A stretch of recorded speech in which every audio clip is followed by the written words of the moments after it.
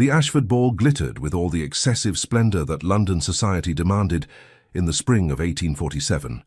The orchestra played a lively waltz that had couples spinning in perfect synchronization. Lady Theodora Cavendish stood near the terrace doors, her pale blue silk gown catching the candlelight as she pretended to admire the garden beyond the glass. She was not admiring the garden. She was watching him. Hugh Sinclair, the Duke of Blackmere, stood across the ballroom like a dark pillar of masculine indifference, his black evening coat fitting his broad shoulders with tailored precision. His expression held that particular brand of aristocratic boredom that made every debutante in London flutter their fans and sigh dramatically. At 32, he possessed the kind of severe handsomeness that intimidated most women. Sharp jaw, piercing grey eyes, and an air of complete disinterest in the matrimonial games played around him. Theodora had been in love with him since she was 17. 4 years of harbouring this impossible secret, 4 years of attending every ball where he might appear, 4 years of memorizing the way he held his champagne glass, the slight furrow between his brows when something displeased him, the rare, devastatingly rare curve of his mouth when something amused him. "Theodora, darling, there you are." She turned to find her mother, the Marchioness of Carrington, sweeping toward her with Lord Lucien Whitlock in tow. Lucien smiled his practiced, charming smile, the one that made every mamma in London believe he was the perfect match for their daughters. "Lord Whitlock was just saying how lovely you look this evening," her mother continued, her eyes gleaming with matchmaking triumph. "Weren't you, my lord?"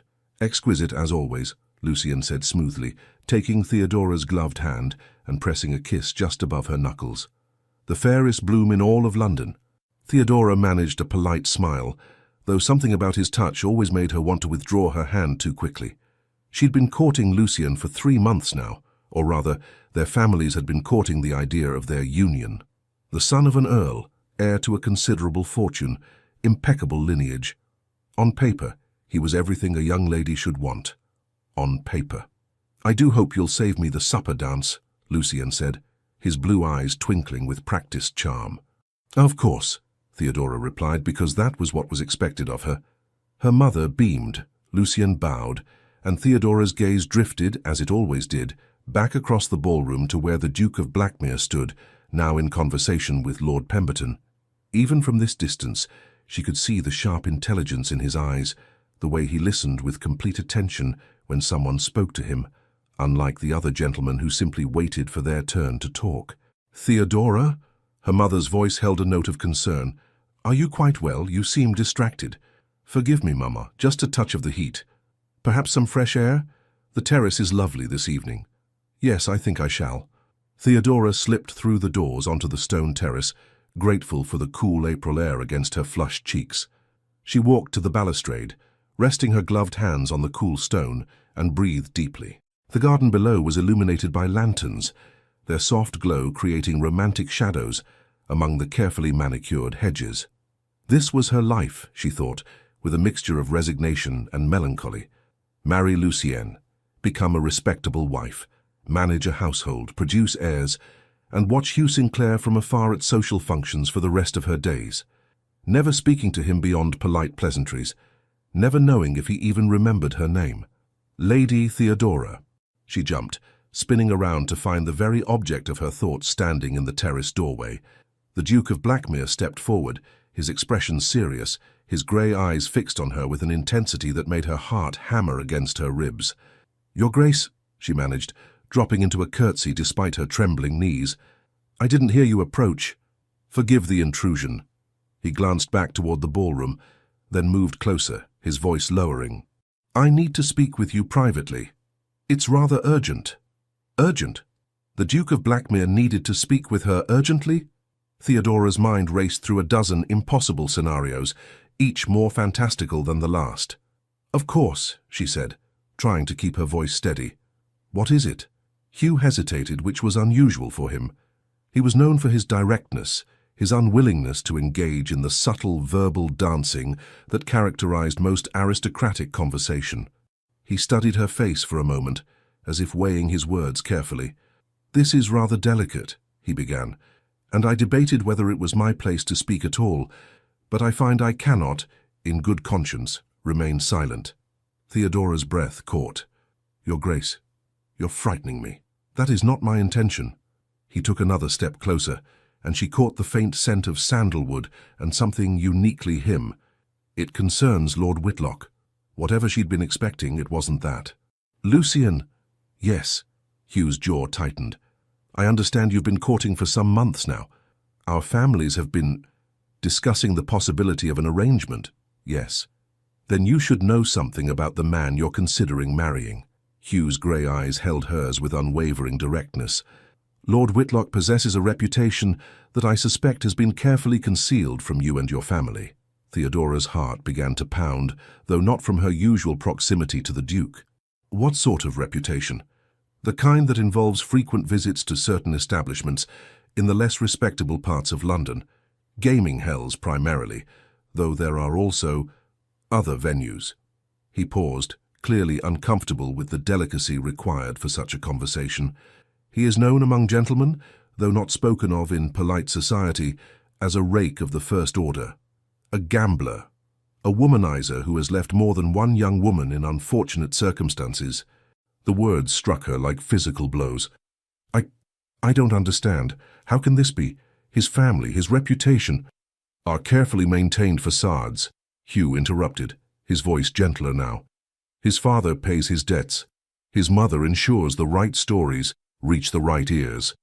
But I have it on excellent authority from men I trust that Lord Whitlock is not the gentleman he appears to be. Theodora's mind whirled. 3 months of courtship, of polite conversations and proper chaperoned walks in Hyde Park. Had she been so blind, or had she simply been too preoccupied with her impossible feelings for the man standing before her to pay proper attention to the one actually courting her? Why are you telling me this? The question escaped before she could stop it, raw and confused. Hugh looked slightly taken aback by her directness. Because you deserve to know the truth before making such a significant decision. But why do you care? The words tumbled out, emboldened by shock and the intimacy of the darkened terrace. Forgive me, Your Grace, but we barely know each other. We've never had more than the briefest of conversations. Why would you concern yourself with my marital prospects? For the first time since she'd known him, Hugh Sinclair looked genuinely uncertain. A faint crease appeared between his dark brows, and he seemed to be searching for the right words. Because I know you to be a woman of excellent character, he said finally. Your family is respectable, your father is a man I admire greatly, and you yourself have always conducted yourself with grace and intelligence. You deserve better than to be trapped in a marriage with a man who will bring you nothing but heartache and scandal. It was a perfectly reasonable answer, a perfectly kind answer, and it broke Theodora's heart just a little bit more. I see, she said quietly. That's very considerate of you. I realize this is shocking news, Hugh continued, clearly missing the deeper current of her disappointment. But I urge you to pay closer attention to Lord Whitlock's movements, where he goes, whom he associates with. You'll find I'm not mistaken. Theodora nodded, her throat tight with a complicated tangle of gratitude, humiliation, and the persistent, foolish hope that refused to die. Thank you for the warning, Your Grace. Hugh studied her face, and for a moment she thought she saw something flicker in those grey eyes. Concern, perhaps, or curiosity, but then it was gone, replaced by his usual composed expression. I should return to the ballroom before your absence is noted, he said, stepping back. But please, Lady Theodora, take my words seriously. You deserve happiness, not a lifetime of regret. He bowed, turned, and disappeared back into the glittering ballroom, leaving Theodora alone on the terrace with her shattered illusions and her racing heart. The Duke of Blackmere had saved her from a disastrous marriage, and he had absolutely no idea that she'd been in love with him all along. The following morning, Theodora sat in her father's study, the morning sun streaming through the tall windows as she recounted the previous evening's conversation. The Marquis of Carrington listened intently, his weathered face growing increasingly grave as his daughter spoke. Blackmere said this? He asked when she'd finished. You're certain? Yes, Papa. He was quite specific. The Marquis leaned back in his leather chair, steepling his fingers. Hugh Sinclair is many things, reserved, particular, sometimes unbearably serious. But he is not a gossip and he is not a liar. If he took the trouble to warn you personally, then I believe we must take his concerns seriously. What should we do? Leave that to me, my dear. Her father's expression softened. "I'll make some discreet inquiries. If what Blackmere says is true, then this courtship ends immediately. I'll not have my daughter married to a scoundrel, regardless of his family's status." Relief flooded through Theodora. "Thank you, Papa." "You should thank Blackmere," the Marquess said thoughtfully. "It took courage to approach you with such delicate information. Many men would have stayed silent rather than risk the awkwardness." "Yes," Theodora said quietly. "He was very kind." Her father's sharp eyes studied her face. "Theodora, is there something else you wish to tell me?" "No, Papa. Nothing at all. But there was, of course. There was the secret she'd carried for 4 years, the impossible love that made her heart ache every time she saw Hugh Sinclair across a crowded room. There was the devastating knowledge that he'd helped her out of nothing more than gentlemanly concern, that she was just another responsibility to him, another young lady to be protected from the predations of unsuitable men. That evening, as Theodora dressed for the Worthington soiree, her lady's maid, Betty, chatted excitedly about the latest society gossip. "They say the Duke of Blackmere actually attended 3 social events this week, my lady. Can you imagine? Everyone's in quite a flutter about it. Lady Pemberton told Cook that he's never been so social before. Some think he might finally be looking for a wife." Theodora's hands stilled on her necklace. "Does anyone know why he's attending more events?" "Oh, the usual speculation, my lady. Some say he's under pressure from his family to produce an heir. Others think he's finally ready to settle down. But you know how society talks. Half of it's nonsense." Betty secured the final pin in Theodora's dark hair. "There, you look absolutely lovely, my lady. That green silk brings out your eyes beautifully." Theodora studied her reflection. At 21, she knew she was considered attractive enough. Dark hair, hazel eyes, a pleasant figure. But standing next to the ethereal beauties who typically caught the attention of dukes, she felt decidedly ordinary.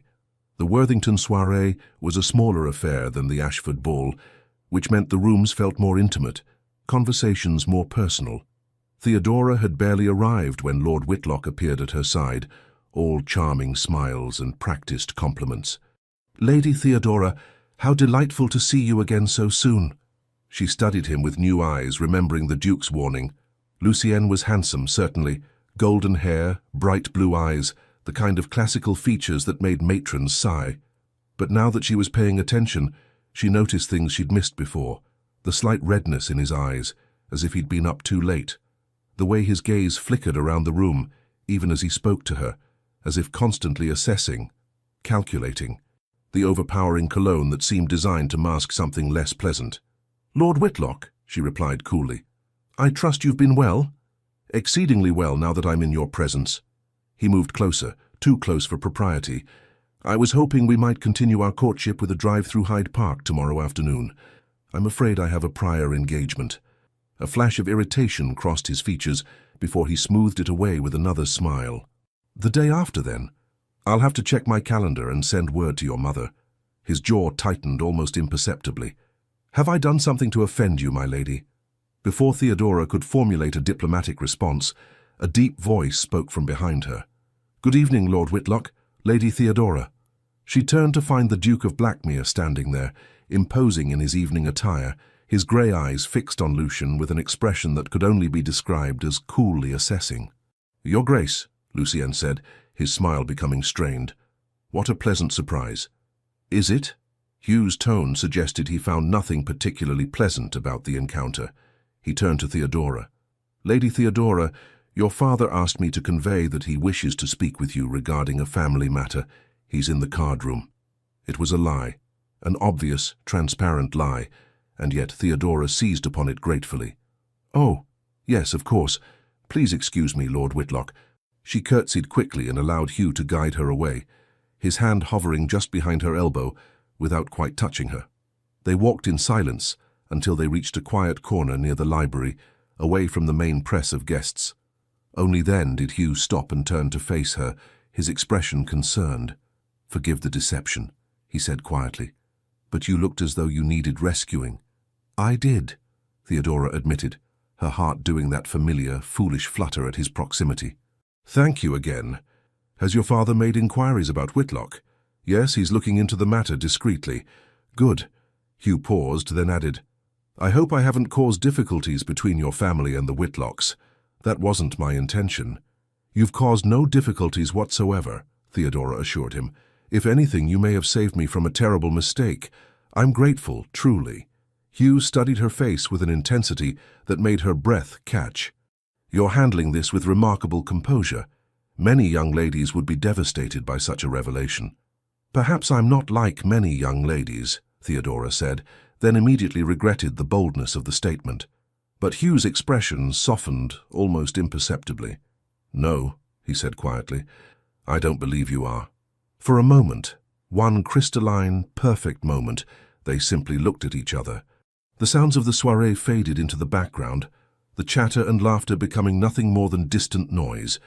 Theodora felt as though she could drown in those grey eyes, in the subtle intelligence and unexpected kindness she saw there. Then Hugh cleared his throat and stepped back, the moment shattering like dropped crystal. I should return to the card room before my absence is noted, he said, his formal mask sliding back into place. Good evening, Lady Theodora. Good evening, Your Grace. She watched him walk away, her heart a confusion of gratitude, longing, and the persistent ache of loving someone who would never see her as anything more than a responsibility to be managed. 3 days later, the Marquis of Carrington summoned his daughter to his study with grave news. His inquiries had confirmed everything the Duke of Blackmere had warned about. Lord Lucien Whitlock was indeed a gambler, a rake, and a man of decidedly questionable character. More troubling still, the Marquis had discovered debts, staggering debts that Lucien's father had been paying off quietly for years. The courtship ends today, the Marquis declared firmly. I'll speak with Lord Whitlock's father myself. There will be no scandal, but there will be no marriage either. Theodora felt relief wash over her. Thank you, Papa. Thank the Duke of Blackmere, her father said. I owe him a considerable debt for this. Not many men would have the courage or the decency to intervene in such a delicate matter. That evening, Theodora penned a letter to the Duke, a brief, proper note thanking him for his assistance and informing him that her father's inquiries had confirmed his warnings. She chose her words carefully, keeping her tone appropriately formal and grateful, betraying nothing of the emotions that churned beneath her composed exterior. The reply came the next morning, delivered with the Duke's seal. Lady Theodora, I am relieved to hear that your father acted swiftly on the information provided. You deserve a marriage built on respect and genuine affection, not deception and financial desperation. Should you ever require assistance in the future, please do not hesitate to call upon me. Yours respectfully, Blackmere. Theodora read the letter 3 times, analyzing every word, searching for any hint of personal feeling beyond polite concern. She found none. It was exactly the kind of letter one would expect from a responsible gentleman performing his duty to protect a young lady of good family. She folded it carefully and placed it in her writing desk, next to the other precious few items she'd collected over the years. A dance card from a ball where he'd been present, a program from a charity event where he'd given a brief speech, a pressed flower from the Pemberton garden party where she'd watched him from afar. Pathetic, really, this collection of meaningless objects. But they were all she had. The scandal, when it finally broke 3 weeks later, exceeded even the most dramatic expectations of London society. Lord Lucien Whitlock had been caught in a compromising position with the married daughter of a prominent banker. The husband, upon discovering them, had challenged Lucien to a duel, an archaic practice that was technically illegal, but still occasionally employed by outraged gentlemen. The matter was hushed up before any shots could be fired, but not before half of London had heard the delicious details. Lord Whitlock's family retreated to their country estate in disgrace. Lucien himself was reportedly being sent to their holdings in Scotland, far from the temptations of London and the vengeance of cuckolded husbands. Theodora heard the news from her mother, who'd heard it from Lady Pemberton, who'd heard it from Lady Worthington, who'd heard it directly from the banker's mortified wife. The chain of gossip that was London society's lifeblood. Can you imagine? The Marchioness said, fanning herself dramatically. If we hadn't ended the courtship when we did, you might have been engaged to him when this scandal erupted. Thank heavens for your father's good sense. Thank heavens for the Duke of Blackmere's warning, Theodora corrected gently. Her mother paused. Yes, that was rather extraordinary, wasn't it? I wonder what prompted him to take such an interest. Simple decency, I imagine. Perhaps. Her mother's eyes took on that speculative gleam that Theodora had learned to dread. The Duke has been remarkably more social this season, attending balls, soirees, even the theatre. Lady Pemberton says his mother has been pressing him about marriage. Has she? Theodora tried to sound disinterested while her heart performed uncomfortable acrobatics. Indeed, he's 32 now, with a duchy to manage and no heir. It's his duty, really. The Marchioness studied her daughter thoughtfully.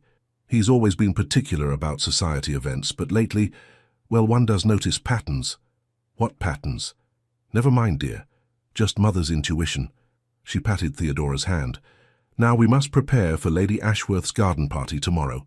It's meant to be the social event of the season, and I won't have you moping about that dreadful Whitlock business. You're well rid of him, and there are plenty of other suitable gentlemen in London. But Theodora had no interest in other suitable gentlemen. Her heart, foolish and stubborn, had made its choice 4 years ago. Lady Ashworth's garden party was indeed spectacular. The Ashworth estate boasted magnificent grounds, with manicured lawns, a beautiful rose garden, and a small lake where guests could take boats out for romantic excursions. Tables laden with refreshments dotted the landscape, and a string quartet played softly near the main terrace. Theodora wore a white muslin dress with delicate green embroidery, a parasol protecting her fair skin from the bright June sunshine. She'd been at the party for perhaps an hour, making polite conversation with various acquaintances, when she noticed him. The Duke of Blackmere stood near the rose garden, conversing with Lord Pemberton and the Marquis of Carrington, her own father. All 3 men looked serious, engaged in what appeared to be a weighty discussion. As if sensing her gaze, Hugh glanced up. Their eyes met across the lawn. He said something to the other gentleman, then began walking in her direction with that purposeful stride that made her pulse quicken. "Lady Theodora," he said, bowing as he approached. "You look well. As do you, Your Grace." It was the truth. He was devastatingly handsome in his day attire, the sunlight catching the dark waves of his hair and emphasizing the strong lines of his jaw. "I trust you've heard about Lord Whitlock's recent difficulties. All of London has heard." "Indeed." A slight curve touched his lips, not quite a smile, but close. "I confess I'm not surprised. Men like Whitlock eventually reveal their true nature. Thanks to you, my family avoided being entangled in his disgrace.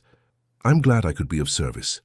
He paused, then added, "Your father tells me you've been deluged with new suitors since news spread that your courtship with Whitlock ended." Theodora couldn't help but laugh at the delicate phrasing. "That's a generous way of describing the social vultures who've suddenly discovered my existence." This time Hugh did smile, a genuine surprised smile that transformed his entire face and made Theodora's heart stop. "Social vultures, that's rather apt. My mother prefers to call them opportunities, but I find your description more honest. I imagine it must be exhausting, fending them off." "Somewhat, though my father has become quite skilled at identifying unsuitable prospects. He's developed a rather comprehensive vetting system." Hugh's expression grew thoughtful. "Has he?" "Oh yes, family history, financial standing, personal habits, associates. I believe he's compiled dossiers on half the eligible gentlemen in London. Your father is a thorough man. He says he learned the importance of thoroughness from recent experience." Theodora met Hugh's eyes directly. "He credits you with teaching him that lesson." A faint color touched Hugh's cheekbones, an actual blush barely visible but definitely there.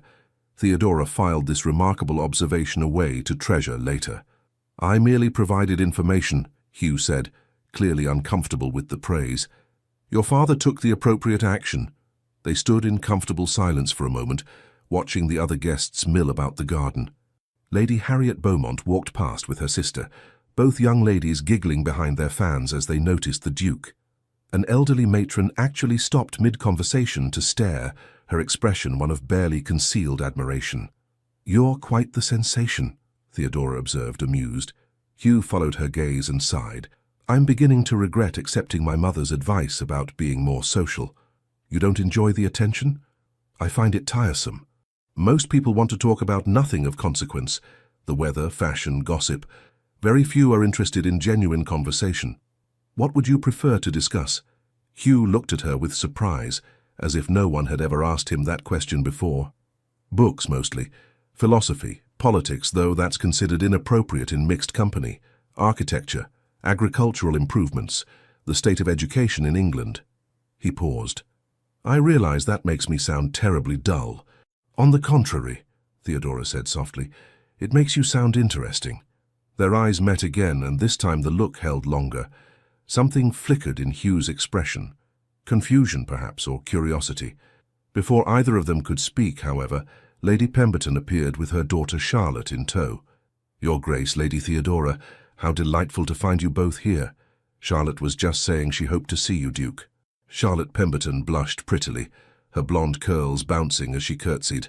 Your Grace, would you perhaps like to join us for a boat ride on the lake? Mamma thought it would be lovely. Hugh's jaw tightened almost imperceptibly. Thank you, Lady Charlotte, but I'm afraid I'm engaged at present. Engaged? Lady Pemberton looked around, clearly seeing no evidence of this engagement.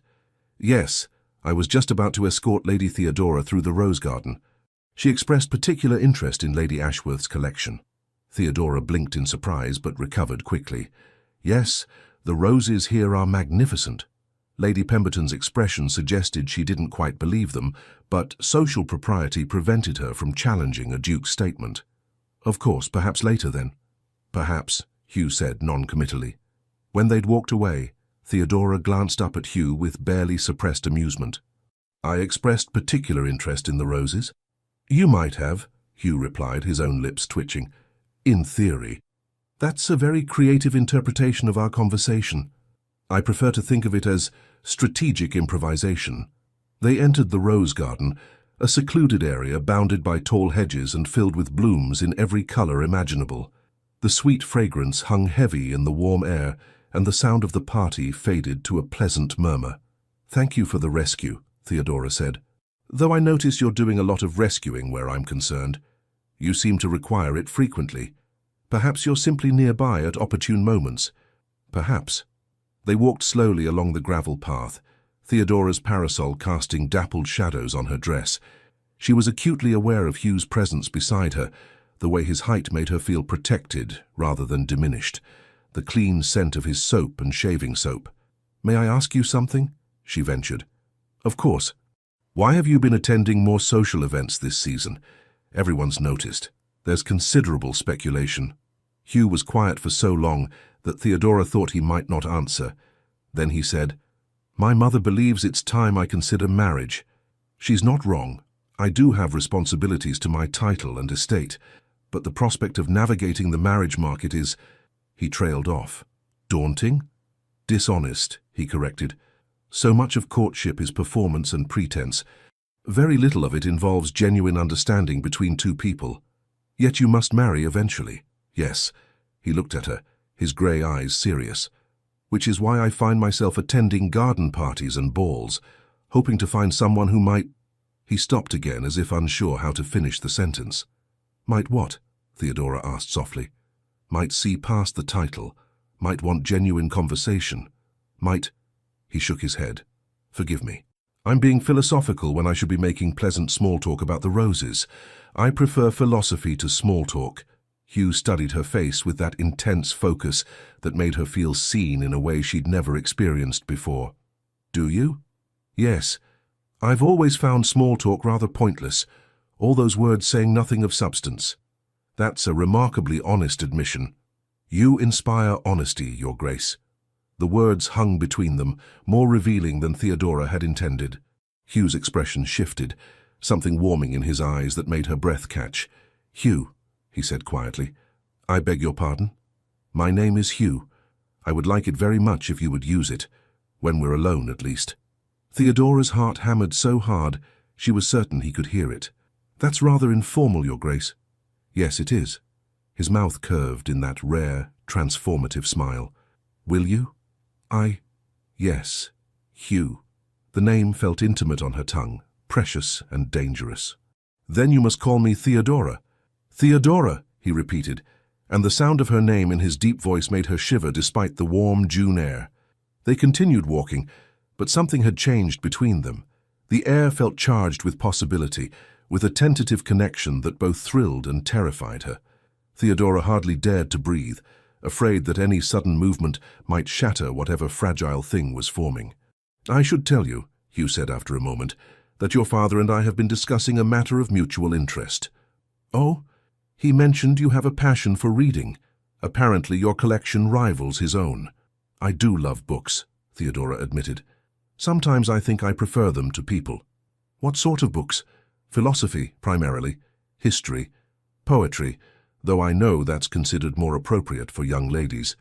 I've been attempting to read Adam Smith's work on economics, but I confess some of it is rather dense.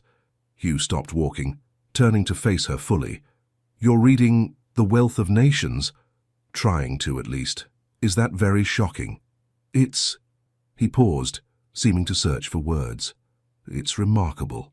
Most young ladies of my acquaintance limit their reading to fashion plates and romantic novels.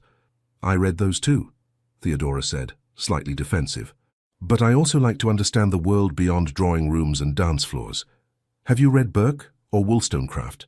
Both, though I had to borrow them from my father's library secretly.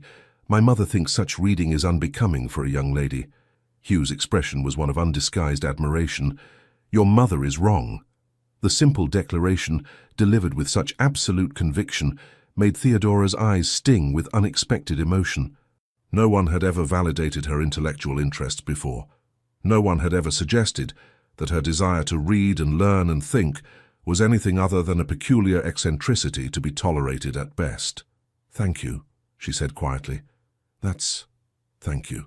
They stood there in the rose garden, surrounded by blooms and afternoon sunlight, looking at each other with a new understanding. Theodora saw the exact moment when Hugh's expression shifted from admiration to something deeper, something that made her breath catch and her skin flush.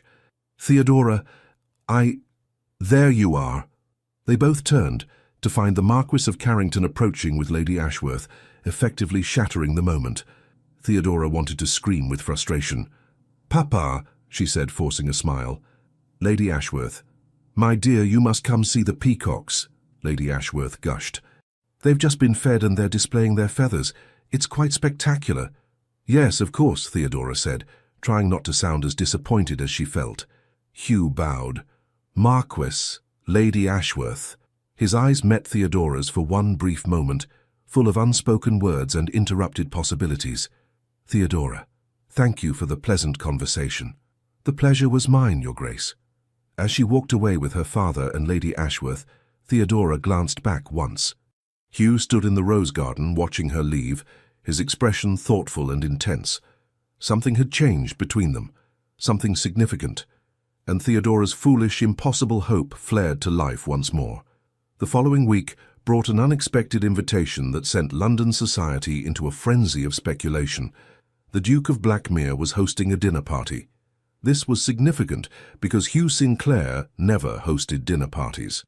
He attended them occasionally out of social obligation, but he never opened his own home, the magnificent Blackmere house in Mayfair, to guests beyond his closest family and friends.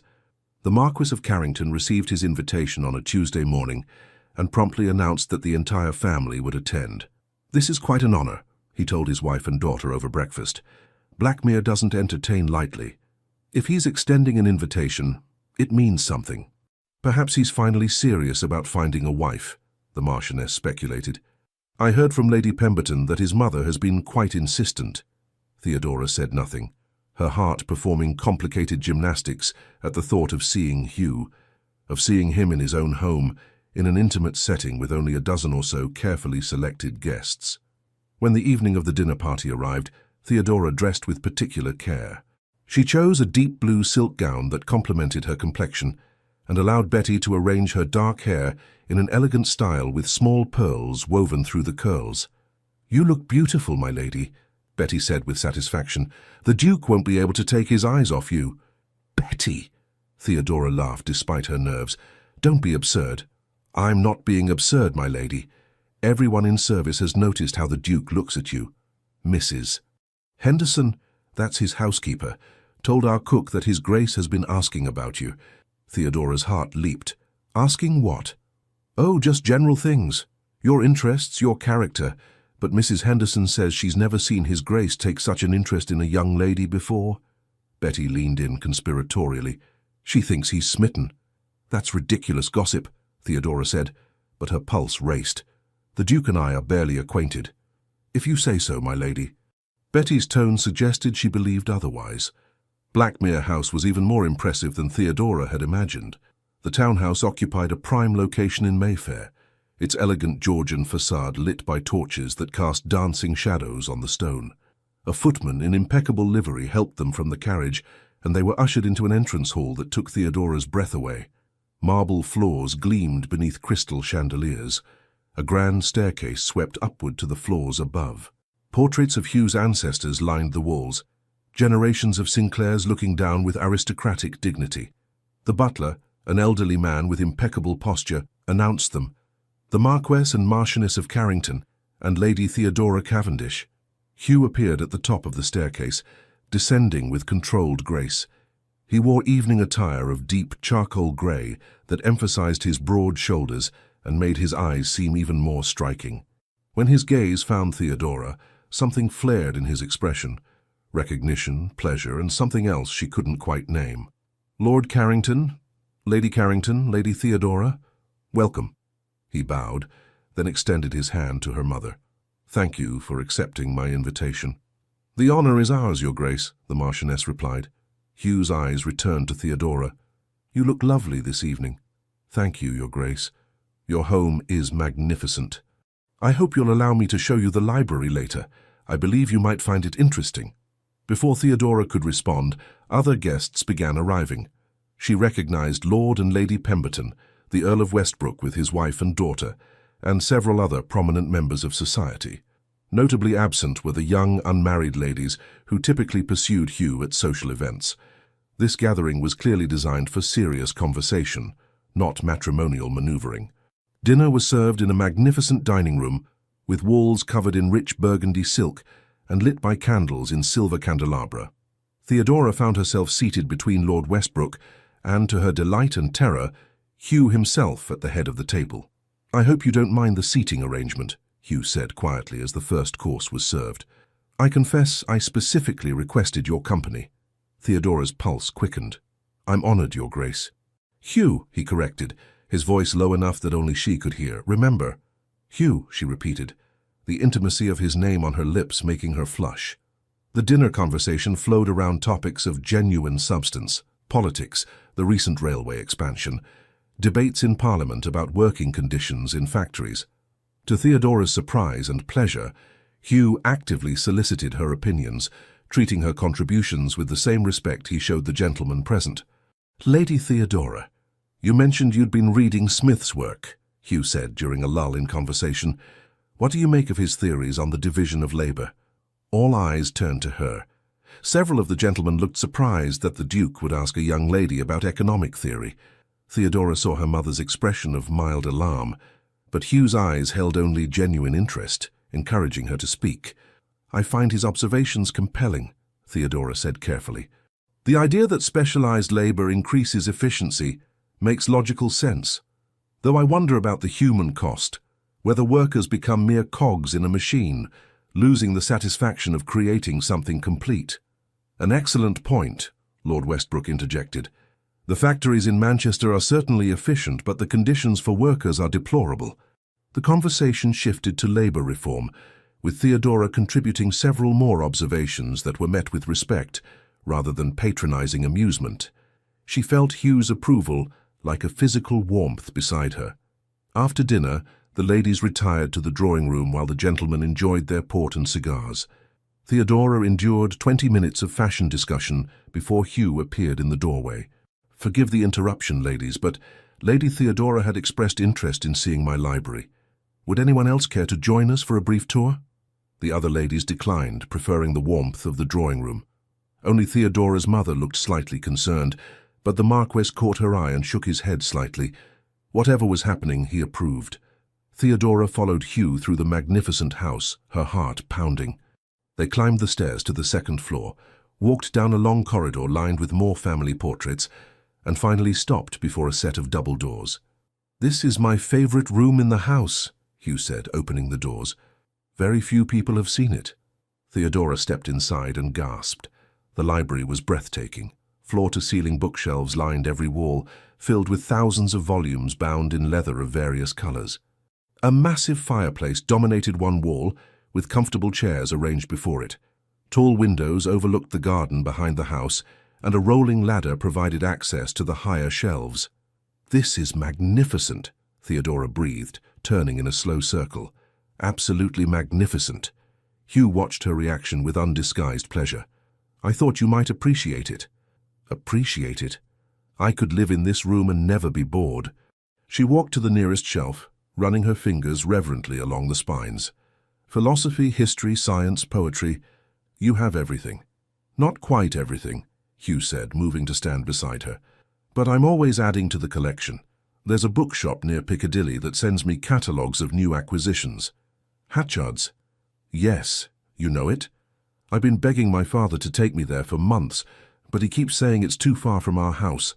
Theodora pulled out a volume, a first edition of Edmund Burke's Reflections on the Revolution in France. "Oh, this is wonderful. I've only read this in my father's much more worn copy. You may borrow it if you like." She looked up at him in surprise. "Truly?" "Of course, what good are books if they're not read?" Hugh's expression grew more serious. "Theodora, there's something I wanted to discuss with you, away from the other guests." Her breath caught. "What is it?" Hugh seemed to gather his thoughts, his usual confidence giving way to something more uncertain. "I realize we've only known each other a short time. Truly known each other, I mean. Our previous encounters were brief, superficial, but these past few weeks I found myself thinking about you rather frequently." Theodora's heart was beating so hard she felt dizzy. "Have you?" "Yes. Our conversation in the rose garden at Lady Ashworth's party. It affected me more than I expected." He turned to face her fully, his grey eyes intense in the lamplight. "You're not like other young ladies I've met. You're intelligent, genuine, unafraid to express your real thoughts. You read philosophy and economics. You value substance over appearance. And you—" He paused as if the next words were difficult. "You make me want to be more social, more engaged with the world, simply because I might encounter you." Theodora felt tears prickling her eyes. This moment, this impossible, wonderful moment, was everything she'd dreamed of for 4 years. "Hugh," she said softly, "I must tell you something." "What is it?" "I've been in love with you since I was 17 years old." The words fell into the space between them like stones into still water, creating ripples that couldn't be called back. Hugh stared at her, his expression one of complete shock. "You—" "What?" "I've loved you for 4 years," Theodora continued, the truth pouring out now that she'd started. "Every ball, every party, every social event. I attended hoping you might be there. I've watched you from across ballrooms. I've treasured every brief conversation we've had. When you warned me about Lord Whitlock, I was grateful, of course, but part of me hoped. I hoped it might mean something more, that you might see me as more than just someone to be protected." Hugh's face had gone pale. "Theodora, I had no idea. How could you? I never said anything. I never gave any indication beyond what any other young lady might show." She laughed shakily. "I've become quite skilled at hiding my feelings." 4 years, Hugh said slowly, as if testing the words. "You've loved me for 4 years?" "Yes. And I've been completely oblivious. You had no reason to notice me. I was just another young lady in society, unremarkable in every way." "That's not true," Hugh said sharply. "You're anything but unremarkable." He ran a hand through his hair, clearly trying to process this revelation. "Theodora, if I'd known—" "You would have what? Married me out of pity? I don't want your charity, Hugh. I never did." Theodora's voice grew stronger, despite the tears threatening to fall. "I told you this because I couldn't bear for you to think I was just responding to your recent attention. I need you to know that my feelings are real, that they've existed long before you decided to rescue me from Lord Whitlock." Hugh stepped closer, his expression intense. "You think I'm pursuing you out of some misguided sense of duty, aren't you?" "No." The word was forceful, definitive. "Theodora, when I warned you about Whitlock, it was because the thought of you married to that scoundrel made me physically ill. I told myself it was simple concern for your welfare, but the truth was more complicated." "What do you mean?" "I mean that I've noticed you for longer than these past few weeks. At the Pemberton ball last autumn, you wore a green gown and spent most of the evening in conversation with Lady Westbrook about her work with orphanages. You laughed at something she said, and the sound, it stayed with me for days." Theodora's breath caught. "You remember that?" "I remember everything about you," Hugh said quietly. "The way you tilt your head when you're thinking. The small crease that appears between your brows when you're concentrating. The way you bite your lower lip when you're nervous, exactly as you're doing right now." Theodora immediately stopped biting her lip, her cheeks flushing. Hugh continued, "When I learned about your courtship with Whitlock, I was furious. Not just at him, but at myself for waiting so long, for being too cautious and reserved. I told myself I was protecting you, but really I was giving myself an excuse to speak with you, to be near you." "But you said I deserved better," Theodora protested. "You said I was an excellent woman from a wonderful family." "Because you are. But that's not why I helped you. I helped you because the thought of you belonging to anyone else was unbearable." They stood facing each other in the library. The truth finally laid bare between them. Theodora felt as though she couldn't quite catch her breath, as though the world had tilted slightly on its axis. 4 years, Hugh said again, shaking his head. "I've wasted 4 years. You didn't know. I should have known. I should have paid attention." He moved closer, close enough that she could see the darker flecks in his grey eyes. "Theodora, I know this is sudden. I know we're in my library alone, which is highly improper, but I need to know, is there any possibility that you might still harbour those feelings, or have my months of obliviousness destroyed whatever affection you once felt?" Theodora let out a surprised laugh that was half sob. "You think I could stop loving you just because you didn't notice?" "Hugh, I've tried. I've tried so very hard, but my heart is remarkably stubborn." His expression transformed, relief, joy, and something fierce and possessive. "Thank God for stubborn hearts." "What are we going to do?" Theodora asked. "Society will expect a proper courtship. My parents will have expectations, and your mother—" "My mother," Hugh interrupted, "will be delighted. She's been not so subtly suggesting I pay more attention to you for months. Apparently she has better observation skills than I do. She knew. She suspected. Mothers have an uncanny ability to perceive such things." Hugh reached out, hesitating for just a moment before taking her hand. His touch sent warmth radiating through her entire body. "Theodora, I want to court you properly. I want to give you all the romance and attention you deserve. But I need to know, is that what you want? Or would you prefer I speak to your father immediately?" Theodora's eyes widened. "You want to marry me?" "More than I've wanted anything in my life." His thumb traced circles on the back of her hand. "But I'll do this at whatever pace you prefer." She thought about it for a moment. 4 years of secret love, of watching from afar, of impossible hopes. And now, suddenly, miraculously, those hopes were becoming reality. "I think," she said slowly, "that I would like both. A courtship, yes, but a brief one. I've already waited 4 years, Hugh. I don't wish to wait much longer." His smile was brilliant, transforming his usually serious face into something breathtakingly handsome. "Then we're in agreement. I'll speak to your father tomorrow." "He'll say yes," Theodora assured him. "He admires you greatly, and I believe he suspected my feelings for some time." "Has everyone been aware of this except me?" "Apparently so." Hugh laughed, a genuine, delighted sound that Theodora had never heard from him before. "I'm supposed to be observant. How did I miss this?" "You were looking at society, not at me," Theodora said. "There's a difference."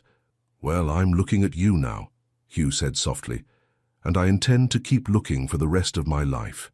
He raised her hand to his lips, pressing a kiss to her knuckles that sent shivers through her entire body.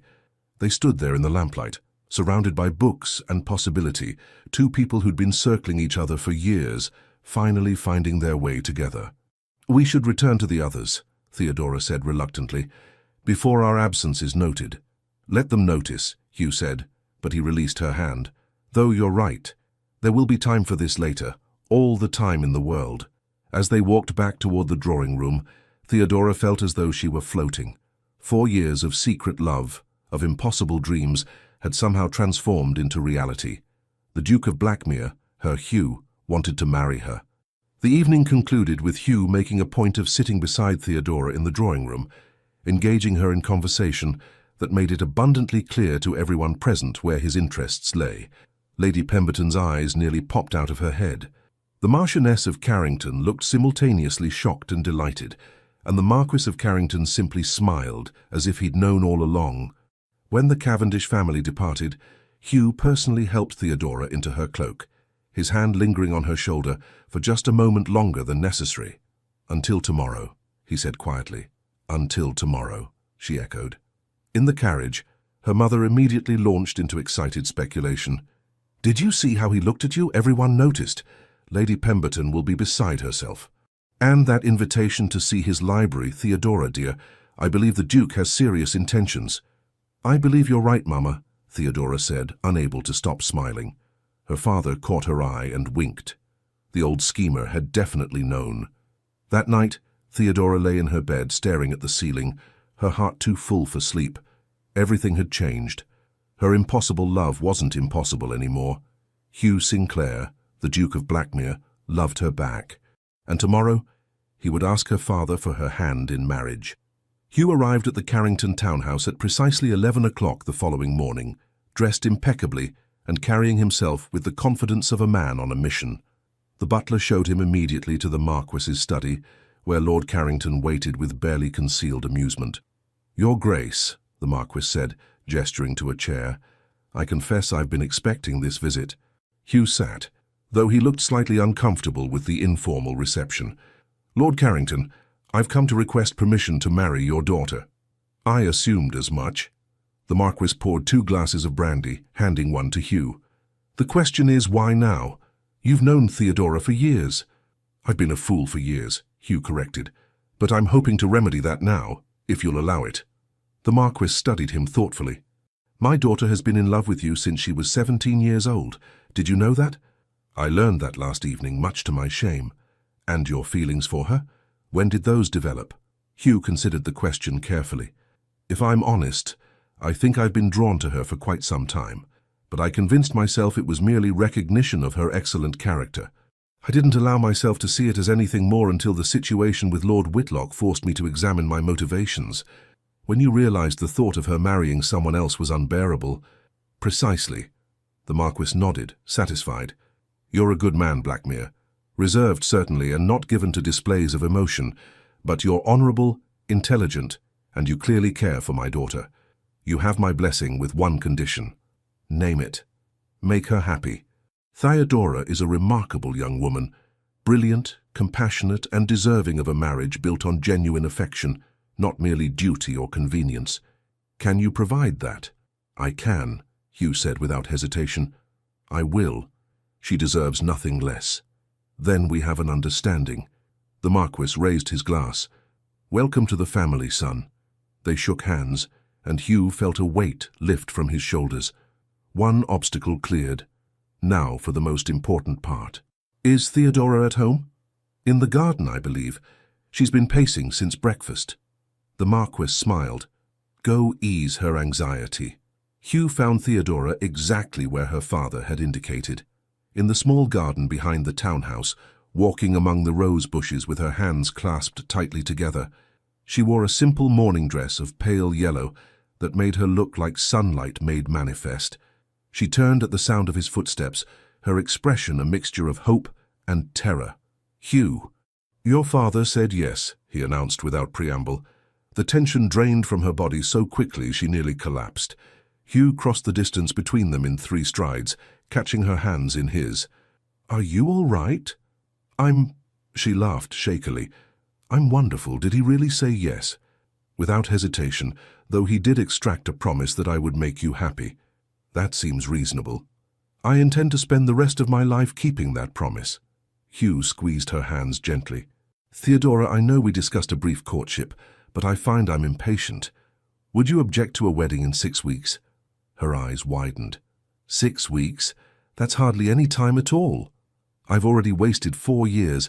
I don't wish to waste another moment. He pulled her closer, propriety be damned. They were in her family's garden, after all. "Say yes." "Yes," she breathed. "Yes, of course, yes." Hugh had never considered himself a romantic man. He'd always viewed marriage as a practical arrangement, a duty to be fulfilled. But standing in that garden with Theodora looking up at him with love shining in her hazel eyes, he understood for the first time what poets wrote about. What made sensible men do foolish things? What transformed the mundane into the miraculous? "I love you," he said, the words feeling both strange and perfectly natural. "I should have told you that last night, but I was too stunned by your revelation to think clearly." "I love you too," Theodora replied, tears glistening on her lashes. "I've loved you for so long, Hugh. Sometimes I thought I might die from it." "No more suffering," he promised. "No more watching from afar. We're together now, and I intend to keep you very close for the rest of our lives." He wanted to kiss her. The desire was nearly overwhelming, but they were still in public view of the house, and he'd already pushed propriety quite far enough. Instead, he brought her hands to his lips and kissed each one tenderly. "6 weeks," he said, "and then you'll be my Duchess." "Your Duchess," she repeated, as if testing the words. "That will take some getting used to. You'll be magnificent. You already are." The 6 weeks that followed passed in a whirlwind of activity. The announcement of their engagement sent London society into paroxysms of excitement and speculation. The Duke of Blackmere, the most elusive bachelor in England, was finally marrying. And not to one of the obvious choices. Not to Lady Charlotte Pemberton with her impeccable lineage. Not to Lady Victoria Ashworth with her substantial dowry, but to Lady Theodora Cavendish, the quiet, bookish daughter of the Marquis of Carrington. The gossips had a field day. "I heard she trapped him with her intellect," Lady Pemberton said at a tea party, not quite quietly enough. "Men do appreciate a good conversation." "I heard he's been in love with her for years," countered Lady Worthington. "Apparently he was simply too proud to admit it." The truth, as is often the case, was more complicated and more beautiful than any of the rumors. Hugh and Theodora spent every allowable moment together, chaperoned by Theodora's mother or an army of servants, learning each other in the way that engaged couples do. Hugh discovered that Theodora had a sharp wit that manifested in unexpected moments, making him laugh when he least expected it, that she was fiercely loyal to those she loved, that she had a habit of reading in unusual places. He'd once found her perched in a tree in her family's garden, completely absorbed in a book of Greek philosophy. Theodora learned that Hugh's reserve masked a surprisingly tender heart, that he had been supporting 3 orphanages anonymously for years, that he played the piano beautifully, but only when he thought no one was listening, that he had nightmares sometimes about failing in his responsibilities, and that beneath all his aristocratic composure, he was simply a man who wanted to be worthy of the position he'd been born into. They visited Hatchard's bookshop together, scandalizing several patrons by engaging in an animated debate about Rousseau's social contract right there in the philosophy section. Hugh bought her a first edition of Mary Wollstonecraft's A Vindication of the Rights of Woman, and Theodora bought him a collection of romantic poetry, which made him blush. "I'm not very good at poetry," he admitted. "You don't need to be good at it," Theodora said, her eyes dancing with mirth. "You just need to appreciate it, and occasionally recite some to your wife. That sounds dangerously romantic." "You're marrying me, Hugh. You'd better get comfortable with romance." He pulled her into a quiet corner of the shop. They'd managed to briefly lose their chaperone in the history section, and said seriously, "I'm comfortable with anything that involves you." The wedding preparations proceeded with military precision, overseen by the Marchioness of Carrington and the Dowager Duchess of Blackmere, who had taken to each other immediately. The ceremony would be held at St. George's, Hanover Square, followed by a wedding breakfast at Carrington House. "It's going to be the social event of the season," the Marchioness declared. "Everyone will attend." "Everyone already is attending," Theodora replied, looking at the guest list with mild alarm. "Mamma, there are 300 people on this list." "It's a ducal wedding, dear. We can't have a small affair." Hugh, when consulted, simply shrugged. "Invite the entire city if it pleases you. I only care about the part where Theodora becomes my wife." The night before the wedding, Theodora's father requested a private word with her in his study. She found him standing by the window, looking out at the London streets with a pensive expression. "Papa?" He turned, smiling. "Come in, my dear. Close the door." Theodora did so, settling into the familiar chair across from his desk. This room had been the site of so many important conversations throughout her life. The day he'd explained why she needed a governess, the morning after her mother had told her about the realities of marriage, the evening he'd confirmed Hugh's suspicions about Lord Whitlock. "I wanted to tell you something before tomorrow," the Marquis said. "Something I perhaps should have said years ago." "What is it?" I knew you loved him. Blackmere, I've known for years. Theodora felt her cheeks flush. Was I so obvious? To a father who pays attention, yes. He smiled gently. You thought you were being subtle, but I noticed. The way you always knew exactly where he was in any room. The way you lit up when someone mentioned his name. The way you made excuses to attend events you normally found tedious, simply because he might be there. Why didn't you say anything? Because you needed to come to it on your own. Both of you did. The Marquis moved to sit on the edge of his desk. I could have arranged an introduction years ago. I could have invited him to dinner, created opportunities for you to interact. But that wouldn't have been genuine. You both needed to find each other naturally, even if that took 4 years. Even then, the best things are worth waiting for. He reached out and took her hand. Theodora, you're entering into a marriage that most people never achieve. You're marrying a man you genuinely love, who genuinely loves you in return, who respects your mind as much as your beauty, who will be your partner in the truest sense. Tears pricked Theodora's eyes. I'm very fortunate. You're very wise and brave. It takes courage to love someone from afar for so long, never knowing if that love will be returned. The Marquis squeezed her hand. I'm proud of you, my dear. Your mother and I both are. Thank you, Papa. Now, tomorrow, you become a duchess. That's a significant responsibility. But I have complete faith that you'll handle it with the same grace and intelligence you bring to everything else. He smiled. And if Blackmere ever gives you trouble, you tell him that your father knows where he lives. Theodora laughed through her tears. I don't think that will be necessary. Nevertheless, the option remains. The wedding day dawned clear and bright, one of those perfect June mornings that seemed designed for important occasions. Theodora woke early, too excited and nervous to sleep, and watched the sun rise over London from her bedroom window. This was the last morning she would wake up as Lady Theodora Cavendish. By afternoon, she would be Theodora Sinclair, Duchess of Blackmere. The morning passed in a blur of activity. Betty helped her bathe and dress, carefully arranging the wedding gown that had taken 3 seamstresses 6 weeks to complete. It was made of ivory silk with delicate lace sleeves and a train that stretched 6 feet behind her. Pearls had been sewn into the bodice in intricate patterns. A veil of Brussels lace, worn by Hugh's mother at her own wedding, would complete the ensemble. You look like an angel, my lady, Betty said, tears in her eyes. His Grace is a lucky man. I think I'm the lucky one, Theodora replied.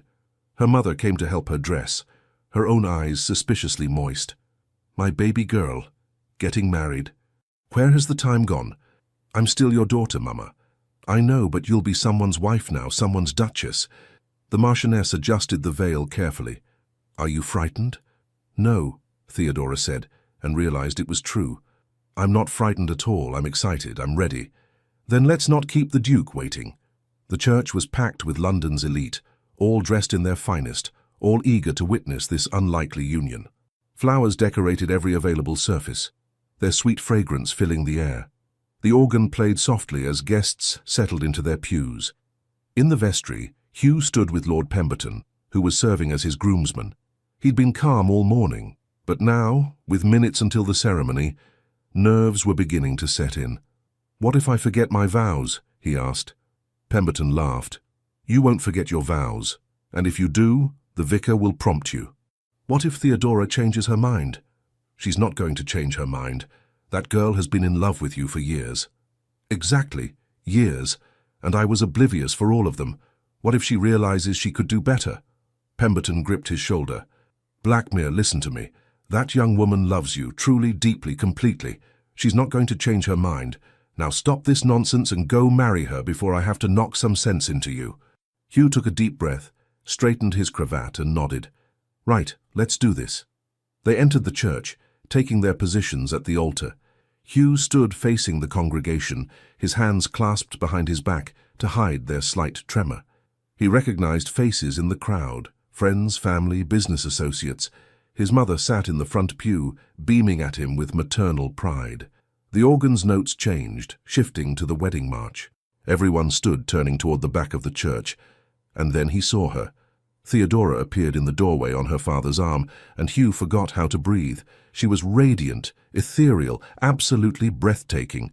The ivory gown made her skin glow, and through the delicate lace veil he could see her smile, that beautiful, genuine smile that had captivated him without his even realizing it.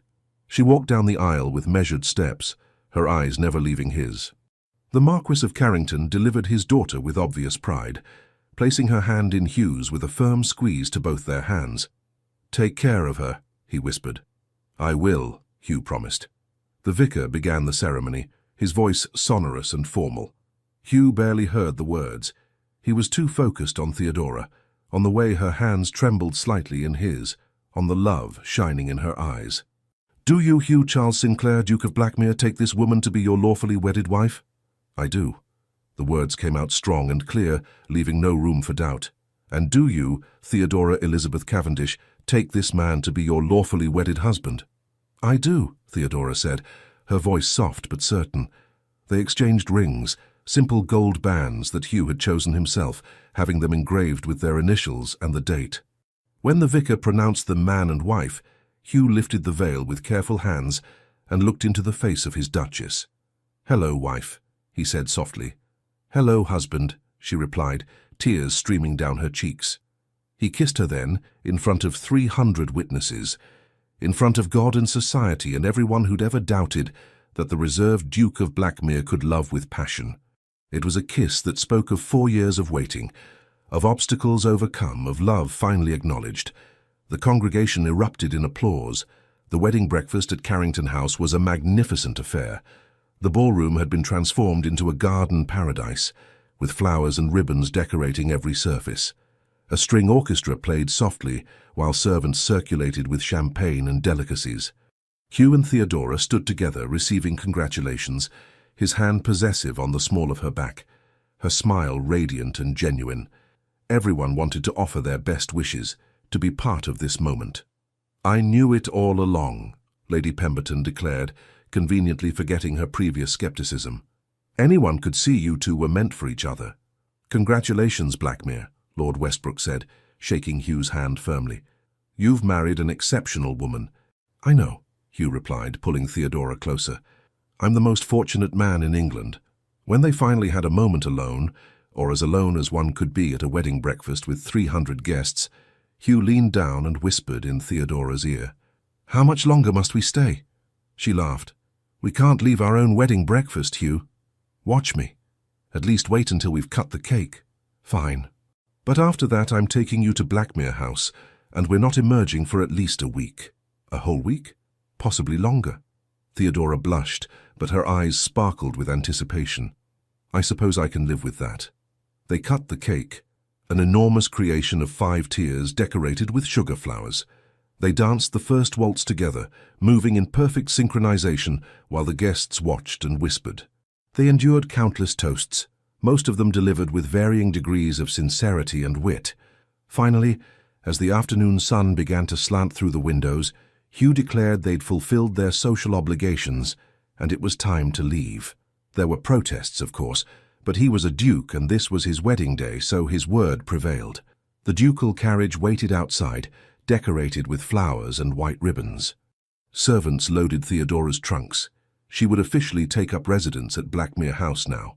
As they prepared to depart, her family gathered for final goodbyes. Her mother hugged her tightly, whispering, "Be happy, my darling." Her father kissed her forehead. "Remember, if he gives you any trouble, you know where he lives," Theodora finished, laughing. "I know, Papa." Hugh helped her into the carriage, then climbed in beside her. As they pulled away from Carrington House, she leaned against his shoulder, suddenly exhausted but blissfully content. "We did it," she said. "We did." Hugh wrapped his arm around her, holding her close. "Are you happy?" "I'm more than happy. She searched for the right word. "I'm complete. For the first time in 4 years, I feel complete. Only 4 years. I think I've been incomplete my entire life, just waiting to find you." Theodora tilted her head to look up at him. "That's remarkably poetic for a man who claimed he wasn't good at poetry. Love makes poets of us all, apparently." They rode in comfortable silence for a while, watching London pass by the windows. Finally, Theodora said, "Thank you." "For what?" "For saving me from Lord Whitlock, for noticing me, for loving me back." Hugh tightened his hold on her. Theodora, I should be thanking you. You loved me when I was too blind to see it. You waited for me even when there was no guarantee I would ever notice. You gave me the greatest gift anyone has ever given me. Your heart, freely and completely. It was always yours, she said simply. From the moment I first saw you at the Pemberton ball, when I was 17 and foolish and had no idea what love really meant, it was always yours, Hugh. He kissed her then, properly this time, without 300 witnesses or social propriety to constrain them. When they finally broke apart, both breathless, Hugh rested his forehead against hers. I will spend the rest of my life earning that gift, he promised, every day for as long as we live. You already have, Theodora said, just by being you, just by finally seeing me. 2 years later. The library at Blackmere House had undergone some changes. The austere masculine space had been softened with touches of Theodora's influence. Fresh flowers in crystal vases, comfortable cushions on the chairs, a cozy daybed near the fireplace where she often curled up to read.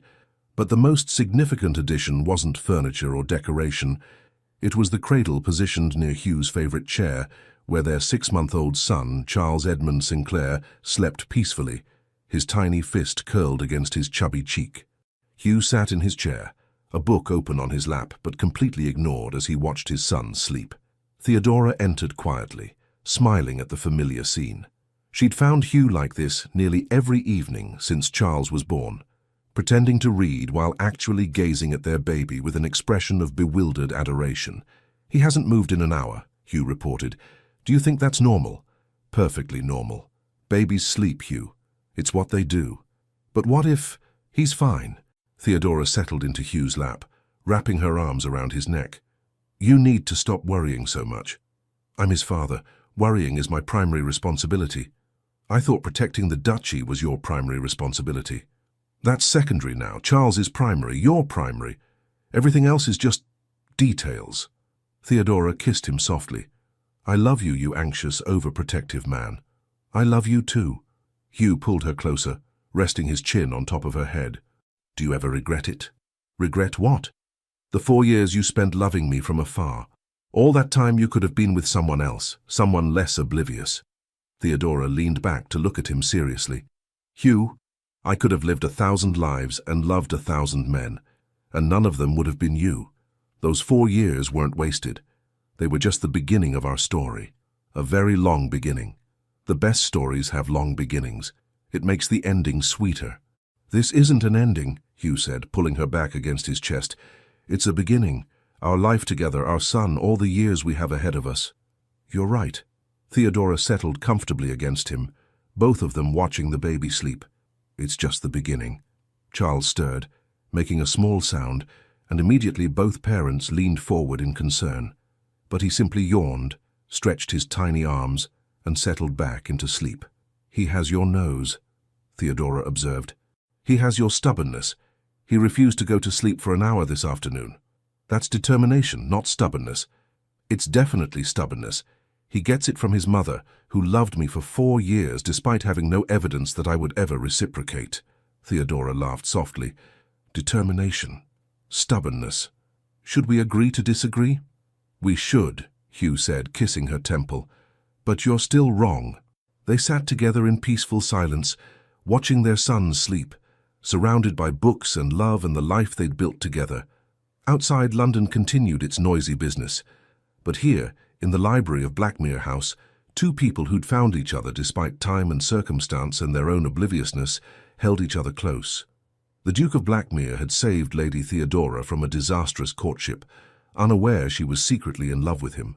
But in the end, she'd saved him too.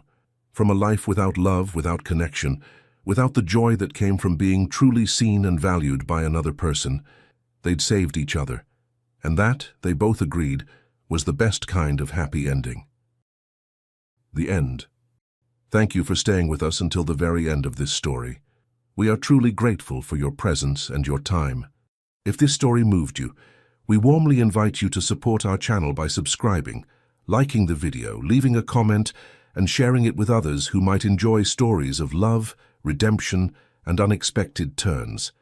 Your support, from the bottom of our hearts, helps us stay inspired to continue bringing you more heartfelt tales, each one crafted to stir your emotions and remind you that love always finds a way. At the end of this video, another story from our channel will appear. Click and let yourself be drawn into another unforgettable journey. Thank you once again for being here. The Legends of Love team.